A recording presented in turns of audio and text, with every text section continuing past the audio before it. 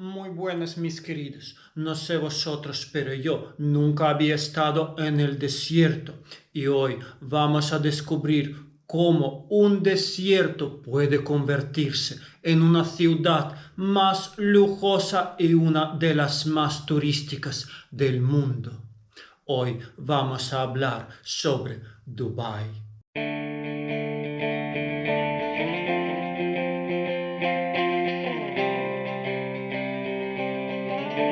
Aquí tengo a un jeque árabe procedente de Dubái quien nos contará las curiosidades sobre esa ciudad.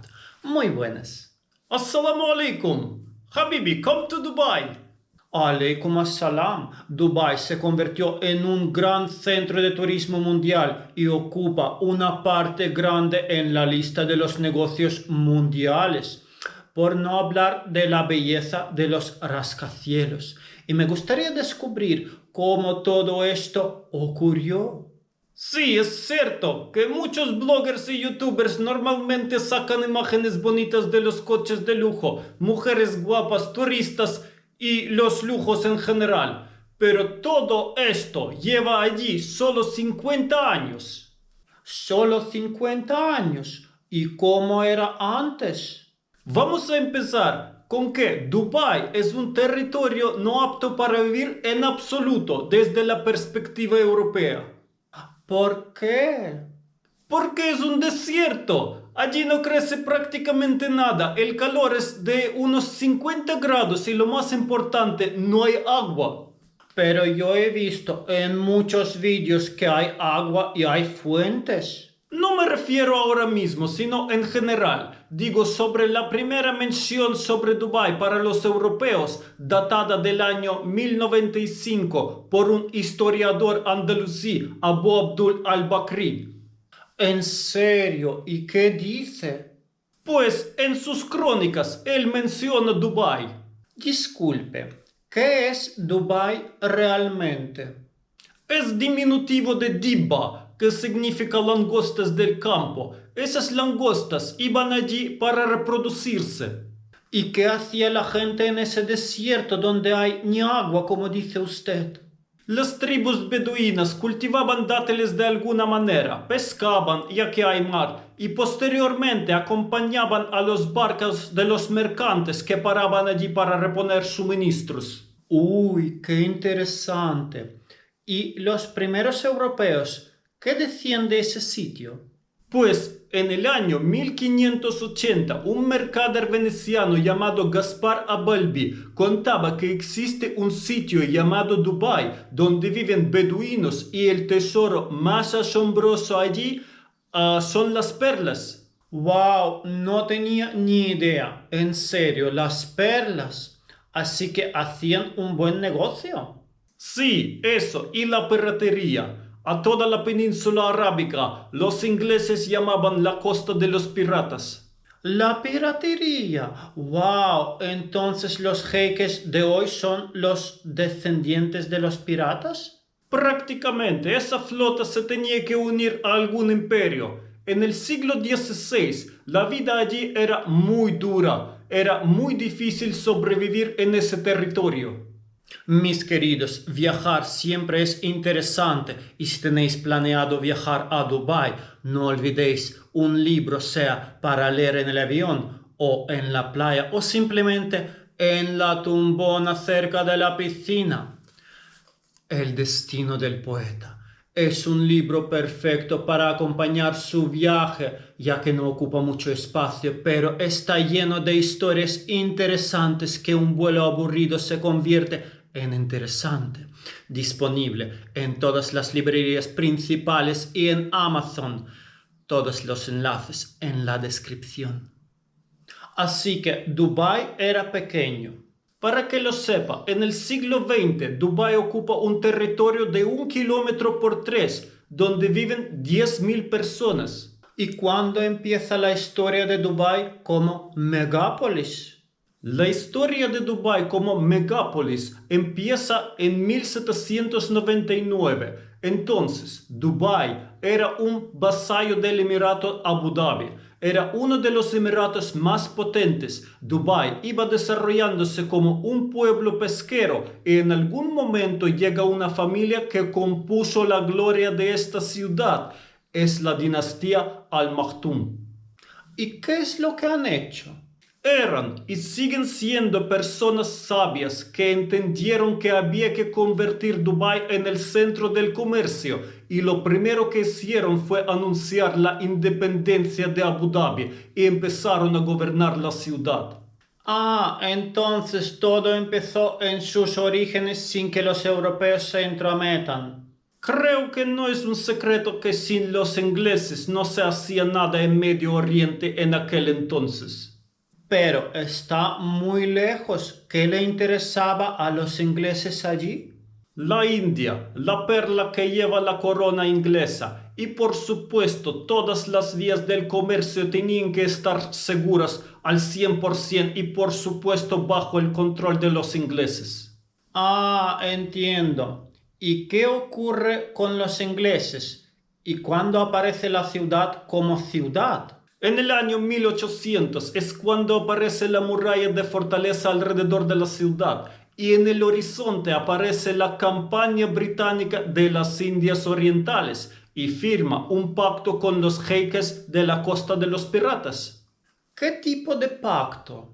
Pues de protección conjunta de las aguas para ofrecer la seguridad para los comerciantes en la región, aunque 20 años más tarde se rompe el pacto. Uy, ¿y qué pasó después? Los ingleses firman otro pacto de protectorado con los jeiques y así obtienen el dominio sobre el territorio. Pero es solo para asegurar las vías de comercio de la India a Inglaterra, ¿no? Exacto, aún no se sabe nada del petróleo, pero los ingleses ya se han establecido allí.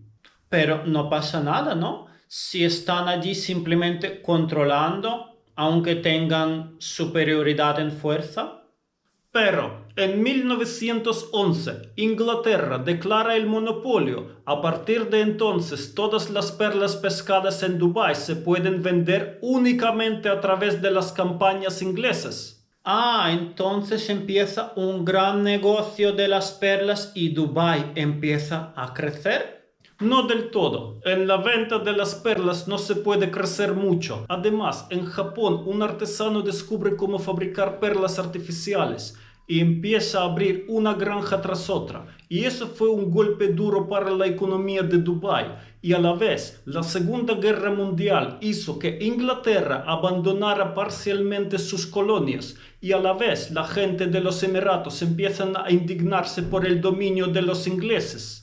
Eso es muy interesante, pero se me ocurre una pregunta que lleva años en mi cabeza. Las banderas de muchos países árabes son similares. ¿Cómo ocurrió eso? Es algo parecido a la separación de África. Si lo has visto, son líneas rectas que dividen África en países colonizados por los europeos. Y en el Oriente Medio han inventado banderas. Vale, entiendo. Ahora vamos a hablar sobre el petróleo. Creo que ha llegado el momento. ¿Quién lo encontró?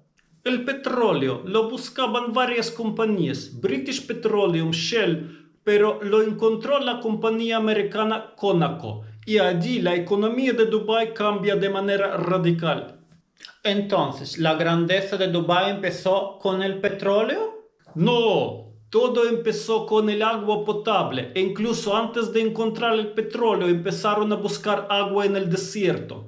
Y al encontrarla empezó a fluir todo mucho más. Como entenderás, sin el petróleo se puede vivir, pero sin agua no. ¿Dónde encontraron el agua? En el desierto y por las tuberías la llevaron a Dubái y en 1963 abrieron el primer banco nacional. ¿Y qué tiene que ver el banco? Es como un sistema sanguíneo para el negocio y cuando empezó a aparecer el primer dinero del petróleo, lo invirtieron en la economía de Dubái. Ah, entiendo. ¿Y qué pasó cuando empezaron con el petróleo? Han visto rápidamente que no es un producto estable, los precios suben y bajan constantemente y entonces en los orígenes ya empezaron a poner la base para el futuro turismo y espacios de comercio libre. ¿Y cómo se hace eso? Invirtieron en Dubái y atrajeron las concesiones del occidente. De esta manera apareció la primera carretera, aeropuerto, fábricas y empezó el crecimiento de Dubái. ¡Wow! La verdad lo han hecho de manera muy pragmática. Sí, un tal John Harris hizo el primer plano de la ciudad y también diseñó varios edificios importantes como el Hospital de Rashid, el edificio del Banco Nacional y también el jeque tenía varios consejeros británicos en cuestiones de organización. Pero, ¿por qué británicos? No olvides que Inglaterra seguía teniendo el protectorado sobre Dubái. Por otro lado, a Londres y a Washington les preocupaba que en el Oriente Medio empezaba la propaganda prosoviética, ya que los ciudadanos del Oriente Medio como de África adoraban esa ideología de izquierdas.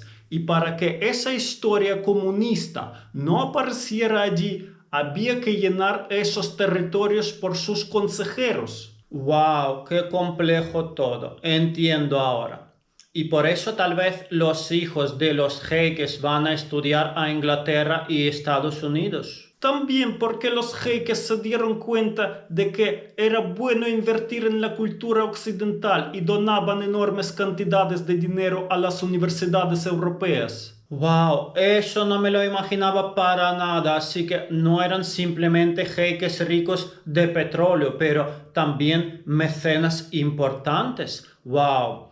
Otra cosa que me intriga, he visto en las fotos y vídeos que en Dubái hay una cantidad enorme de espacios verdes, pero usted me explicó claramente que es un desierto y allí no puede crecer nada. Porque a cada árbol, a cada arbusto, a todos los céspedes está conectado un capilar y expresores. Además, hay un sistema de multas si alguien rompe una rama de un árbol o un arbusto. ¡Wow! Parece que me está contando sobre un mundo paralelo o algo así. ¿Puedo preguntarle sobre el tema del alcohol? Porque al ser un país islámico, en sus orígenes no había problema, ya que era un puerto importante y el alcohol era parte del negocio. Además, los occidentales que venían a trabajar y vivir allí lo necesitaban. Los musulmanes obviamente no bebían y así era hasta la revolución islámica en Irán.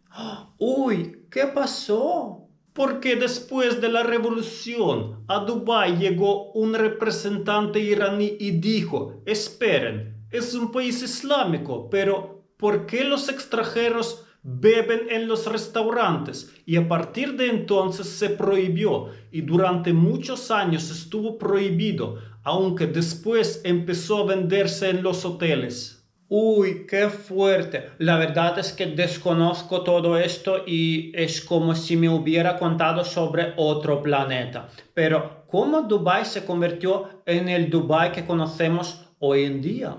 En los años 80 y sobre todo los 90 se hicieron una gran cantidad de mejoras y se convirtió en el Dubái que conocemos.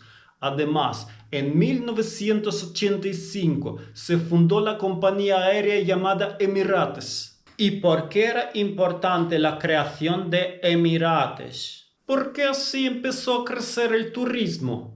Pero ¿por qué Emirates hoy en día se hizo tan famosos? Porque han sabido hacer un marketing inteligente. ¿Cómo? Se pueden publicar anuncios en revistas o tele, pero no es tan eficaz.